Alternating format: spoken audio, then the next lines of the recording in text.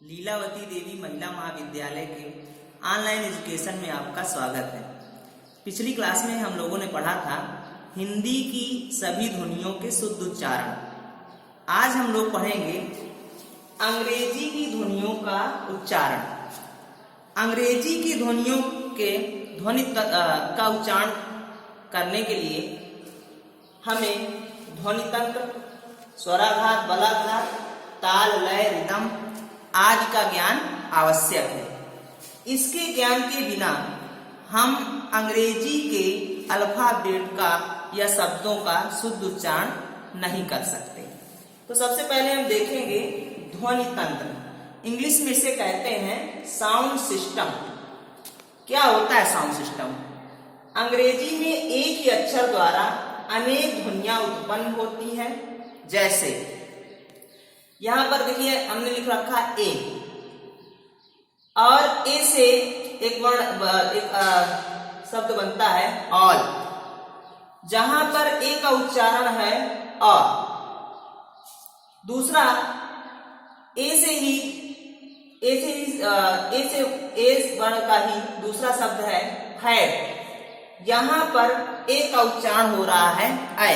अब हमें समझना ये है कि दोनों शब्दों में ए का प्रयोग है, किंतु दोनों का ही उच्चारण अलग हो जा रहा है। जैसे ऑल में अ, हैड में ए का ऐ उच्चारण हो रहा है। दूसरा उदाहरण हम देखें ई का उदाहरण, तो ई पेन में ई शब्द का प्रयोग किया गया है, ई वर्ण, तो इसे हम कह रहे हैं पेन। यहां ई उच्चारित हो रहा है ए, पेन, ए का उच्चारण हो रहा है। जबकि प्यून में जो ई है इसका उच्चारण ऊ हो रहा है, ई का उच्चारण ऊ हो रहा है। उसी प्रकार अब हम देखेंगे पुट, बट, यहां पर यू का उच्चारण ऊ हो रहा है, जबकि बट में यू का उच्चारण आ हो रहा है। तो इंग्लिश की ध्वनियों में हमें सबसे पहले ये जानने की आवश्यकता होती है कि किस शब्द में किस अल्फाबेट का उच्चारण कैसे किया जाएगा, ये हमें जानना आवश्यक होता है। अब हम देखेंगे अंग्रेजी भाषा के वर्णों का वर्गीकरण। अंग्रेजी भाषा के वर्णों का वर्गीकरण मुख्यतः दो भागों में बांटा गया है। पहला है स्वर। स्वर को हम वॉवेल कहते हैं, आप सभी जानते हैं।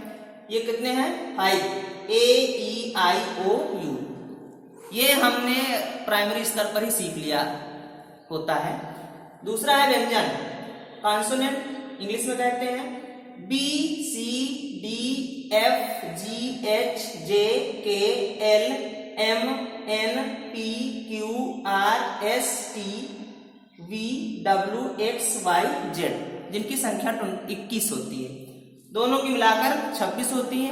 अंग्रेजी में 26 अल्फाबेट होते हैं, यह आपको पता है।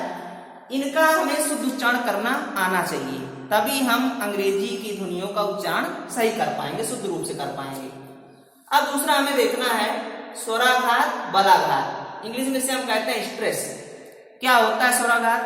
तो अंग्रेजी भाषा के सभी सिंबल का उच्चारण एक समान नहीं किया जाता, मतलब कहीं पर अधिक बल देना होता है, कहीं पर कम बल देना होता है। अब इसके हम टाइप्स जानेंगे कि टाइप्स क्या क्या है। तो बलाघात के प्रकार हम देखेंगे। बलाघात के प्रकार हैं दो, शब्द बलाघात, वाक्य बलाघात। शब्द बलाघात किसे कहते हैं? बहुत सारे शब्द ऐसे होते हैं जो कहीं पर नाउन्स हैं, प्रोनाउन है, क्रिया है, एडवर्ब है, तो उसमें किस शब्द पर अधिक बल देना है ये हमें जानने की जरूरत होती है। उसी प्रकार होता है वाक्य बलाघात। ऐसे सेंटेंस जिनमें हमें ज्यादा बल देना होता है किसी निश्चित सेंटेंस पे या वर्ड पे, तो उसे हम वाक्य बलाघात कहते हैं। इसके साथ हमें एक्सीडेंट सिंबल को भी जानना चाहिए।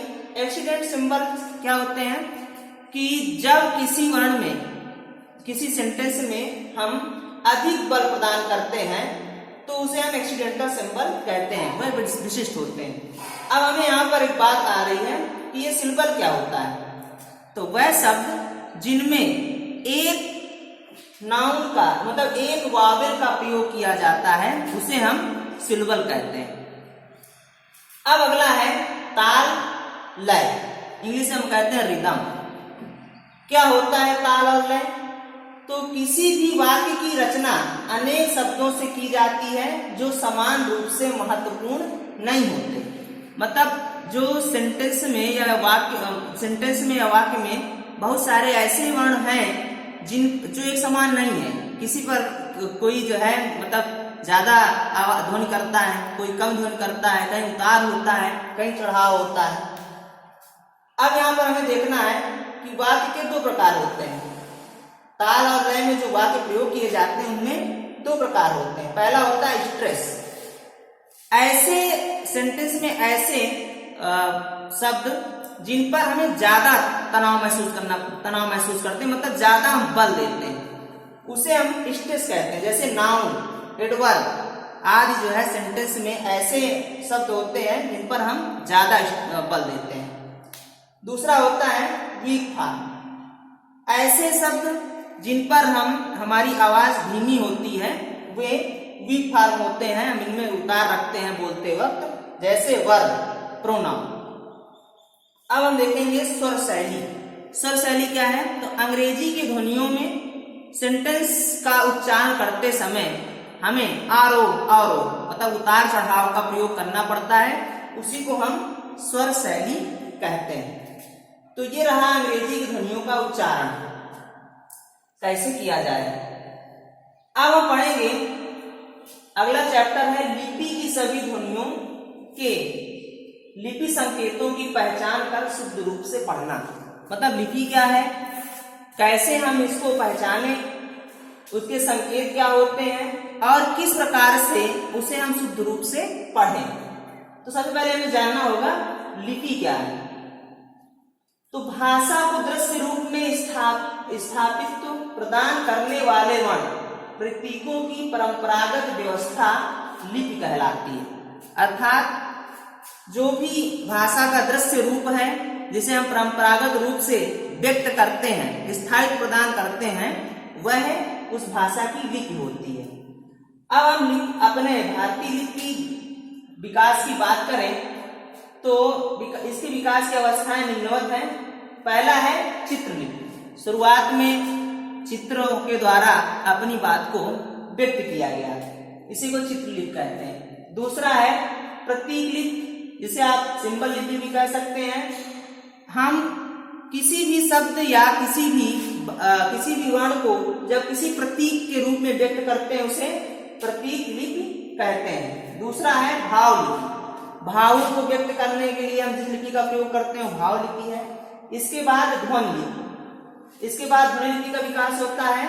हम जो कुछ भी ध्वनि के रूप में बोल रहे हैं, आवाज कर रहे हैं, उसको जब लिपिबद्ध करते हैं उसे ध्वनि लिपि कहते हैं। और इसे दो भागों में बांटा गया है, अक्षरात्मक, वर्णात्मक। अब हम बात करते हैं देवनागरी लिपि में, जिस लिपि का हम लोग प्रयोग करते हैं। हिंदी की लिपि देवनागरी लिपि है। देवनागरी लिपि का विकास कैसे हुआ है? तो देवनागरी लिपि का विकास होता है ब्राह्मी लिपि से।